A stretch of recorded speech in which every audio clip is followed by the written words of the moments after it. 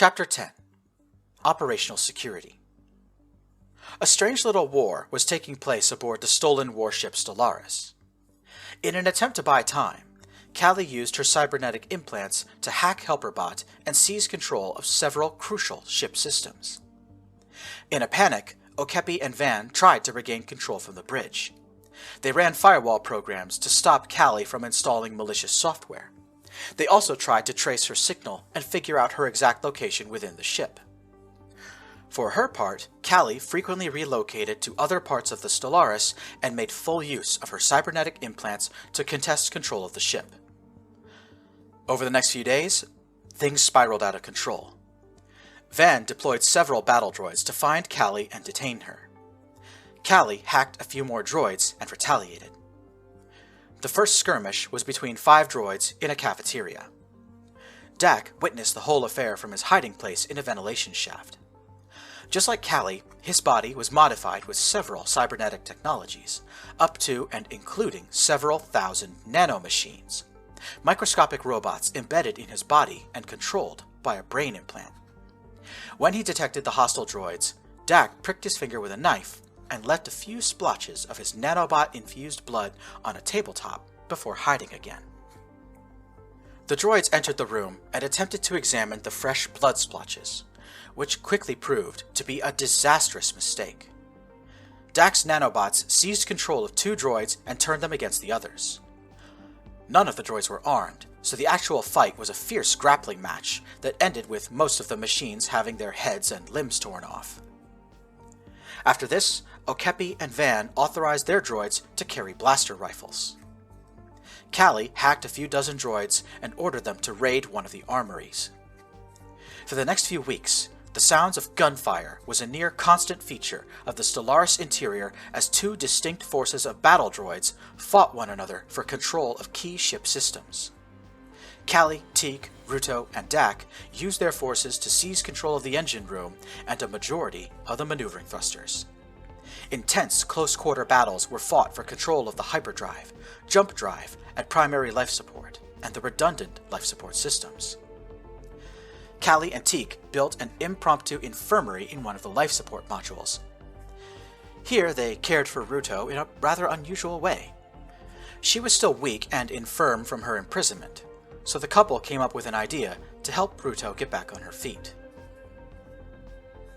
Teak and Ruto checked their military ID cards and found that their blood types were lined up in a way that allowed Ruto to accept a blood donation from Teak. Callie extracted tens of thousands of nanobots from her own bloodstream and then mixed them into Teak's blood.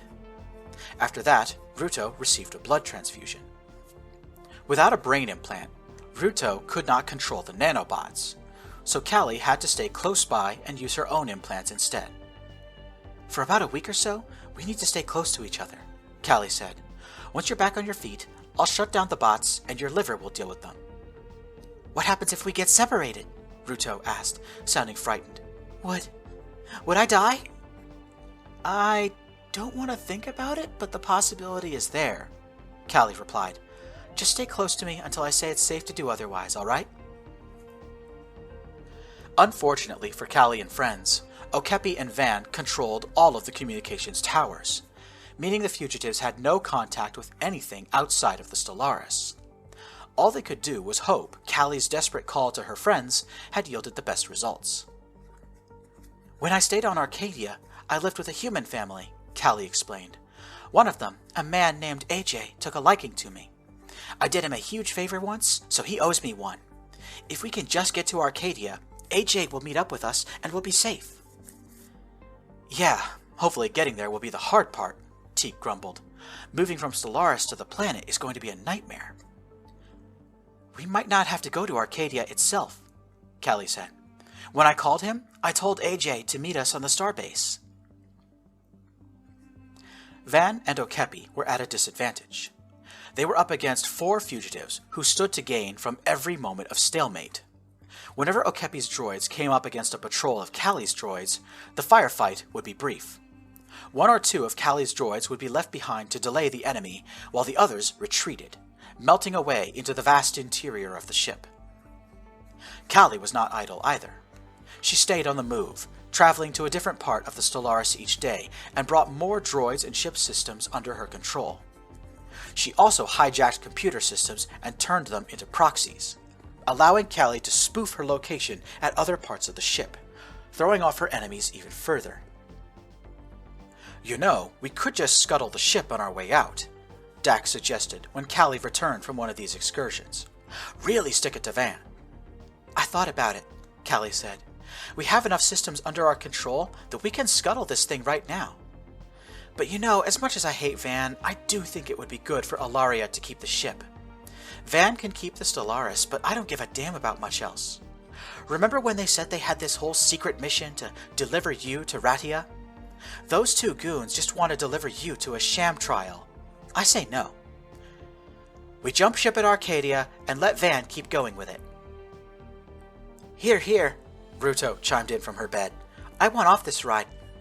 "Same," Teak said. "Let's ditch this thing as soon as we can."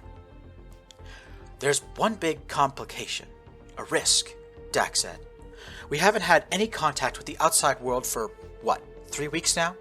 It's been almost 3 whole months since we left Ike's. We don't know if the political situation has calmed down yet. Has the Galactic Empress stopped bombing habitats yet? Is the Manifesti raising hell on Arlaria? We need to get control of a comms tower to make sure the human reservation is, still there. Is Arcadia still an Alari protectorate, or did they go over to the Empire, or the Imperium, or whatever the hell it's called?"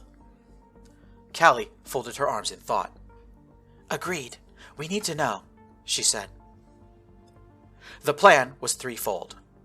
First, Dak and Callie would take a contingent of droids to seize control of a comms tower. They would use the communicators to quickly ascertain the galactic situation. At the same time, Ruto, Teak, and another contingent would take control of a hangar bay. When the time to jump ship came, the 4 Alari would stage their escape from here. Finally, all of the remaining droids under Callie's control would stage a diversionary attack against one of the foundries. With luck, Van and Okepi would be too busy repelling the assault to notice the plot unfolding. Callie was going to lose about 200 droids, but it would be worth the loss if everything panned out. Callie and Dax selected one of the comms towers on the port side of the Stellaris, about 2 kilometers above the hangar bay where Ruto and Teak were waiting. Using her implants, Callie hacked the security system and disabled the sensors. Then she slipped some of her own nanobots into the door mechanism. After about 15 minutes, the door slipped open. Callie, Dak, and about 24 armed droids entered the station. "We've got a long-range transmitter," Dak declared, pointing at one of the terminals. "Tell the droids to take defensive positions. I'm going to listen to the galaxy, see if I can figure out if anything's changed." Callie found a window and looked at the starfield, trying to spot familiar landmarks. The Alari homeworld was located at the very end of a galactic arm in the outer rim. Callie would have a hard time spotting Alar from here, but there was one star she could see. Beta Ursae Majoris.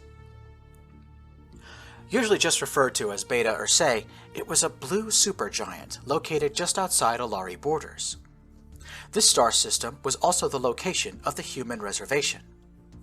Narrowing her eyes, Callie scanned the scenery until she spotted it. Beta Ursae was the brightest star in her field of vision, and it was plainly visible. "Callie!"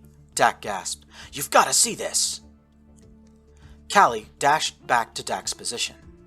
He was looking at 9 large digital screens arranged in a grid. Each one was playing a news report from different corners of the galaxy. All 9 of the news broadcasts were showing dramatic images of high-intensity combat. Starships fired weapons in the darkness of space. Soldiers aimed weapons around them in urban environments. Flag-bearing partisans stood atop buildings and gave speeches. "It's chaos out there," Dak said. "The Favarians have lost control of their empire. Maybe about 22 or 23 factions killing each other for the celestial throne. Meanwhile, take a look at this." Dak tapped a command line into the keyboard. All 9 screens went blank for a moment and then turned back on, each one showing a partial image. When Callie stepped back and looked again, she realized she was looking at one big image displayed across all of the screens. A Zenonian news crew was filming the interior of the Alari National Congress building. A big, important meeting was taking place while thousands of civilians filled the second-floor gallery, watching the event play out. A chyron at the bottom of the screen said in big letters, "Alari democracy restored by revolutionary government. Alaria to join INTO?" "The Manifesti are making their move," Dak said. "The last remnants of the Favarian Empire are being purged from the homeworld, and the new government is throwing in its lot with the new INTO alliance." "INTO?" Callie repeated, confused. "Interstellar Treaty Organization," Dak said. "They've pledged to defend anyone who wants a democratic form of government. Some people call it the Democratic Crusaders. Many planets are joining their bloc, and it looks like Alaria is next in line. The humans are thinking about joining too, and that's where we've got a problem." Dak adjusted the display again. This time, it was a news report from the Protectorate of Arcadia and Concord, the human reservation. Callie felt her heart drop as she saw humans wearing military uniforms, standing over the rubble of what used to be a residential building. "There's a faction of humans who are loyal to the Favarians," Dak explained. "They're trying to seize power in a coup. There's fighting all over the human reservation. I'm worried about your friend, the one who was supposed to meet us at the starbase." Alarmed, Callie grabbed the controls for the long-range transmitter and contacted her human friend's home address. Without thinking of the possibility of being traced, Callie made the connection and someone on the planet Arcadia answered the call. A small holographic emitter on the desktop came to life, projecting the image of a human girl who looked to be about 9 or 10 years old. She was holding her hands to her face and looked frightened. Callie knew exactly who this girl was, meaning she did not need to read the holographic name tag that appeared next to her. A.J. Robinson, Tianjin, Arcadia. "Little AJ," Callie gasped. "Where's your dad? Where's Big AJ?" The girl, named AJ, spoke in a terrified whisper. "He left 2 days ago," AJ replied. "Went to the starbase. Then the news said there was fighting on the starbase. Callie, I don't know where my dad is. I'm really scared." "It's okay, AJ," Callie said. "I'm going to the starbase. I'll find your dad, okay? You stay put." Callie ended the call. The holographic image of AJ faded away. Her heart and mind were both racing. Callie and Dak were so alarmed, so frightened, so on the verge of panic, that they experienced a short but catastrophic lapse in judgment. "Helper bot!" Callie cried out. Every droid in the room turned to face her. "Fire up the jump drive! Get us to Arcadia as fast as possible!" As soon as the words were out of her mouth, Callie regretted what she'd done. Dak remembered why they had refrained from forcing the Stellaris to use its jump drive, why they had avoided using Helperbot at all costs. "Found you!" The voice of Van Beeren yelled over the intercom. "Don't move!" An electric shock ran through Callie's brain implant.